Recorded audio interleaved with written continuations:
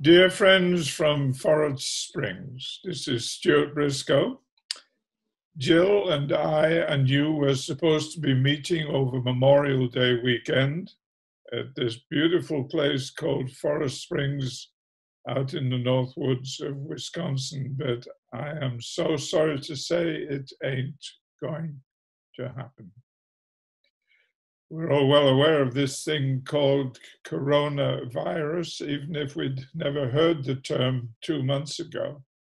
We're all very much aware of this thing called a pandemic, which probably most of us had never used the word before either. But we have a pandemic of coronavirus that has grossly affected our lives. And one of the things that's been affected is that places like Forest Springs are not being allowed to host gatherings, which was what we were hoping to do. We are so disappointed, and I'm so sure you are disappointed too. But there's more than disappointment to this thing. It's serious. Jill and I are living in splendid isolation. We have been told to stay in our homes, to stay out of harm's way. And the reason they've given us is this: we are very, very old. Now, I'm not disputing that. I am now halfway through my 90th year. If I last in your presence till November, I will achieve my 90 years on God's beautiful green earth. It's hard for me to imagine this. It's not just old age that's the problem. Jill is 85 years of age as well. She was just a teenager, obviously, when I met her. But the problem is this, that I have also contracted fourth stage cancer, prostate cancer. And so combine these two things, and the net result is that because of the treatment, I have a shattered immune system and I am highly vulnerable to this virus. And so the net result is, even if the event had not been cancelled, I would not have been allowed to attend. So not only am I disappointed, not only am I having to pay some of the costs for this pandemic personally, but Jill has had a great cost to pay as well. She has one sister, Shirley, one sibling only, living in Liverpool, England. She was not feeling well. She went to see the doctor.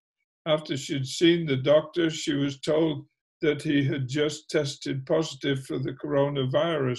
And then she discovered she had the virus, and just less than 2 weeks later, she passed away. And so we are grieving a lot here at this present time, and we feel your pain. And we know that you're disappointed, and many of you are grieving losses that are really serious. But what are we to make of these things? Well, the word disappointment comes readily to mind.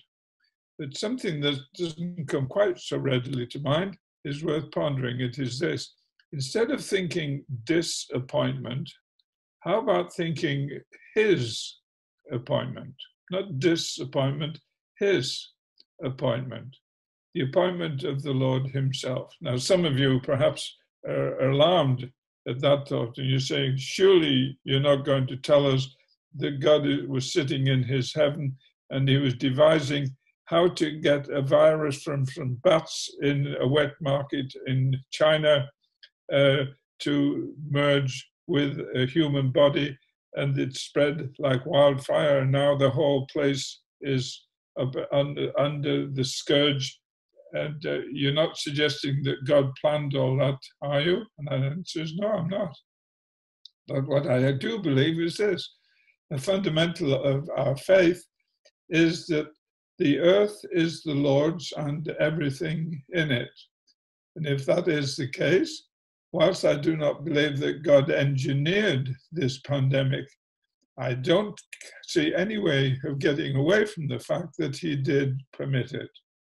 And if he permitted it, he didn't do it out of vengeance, and he didn't do it just to put the screw on us.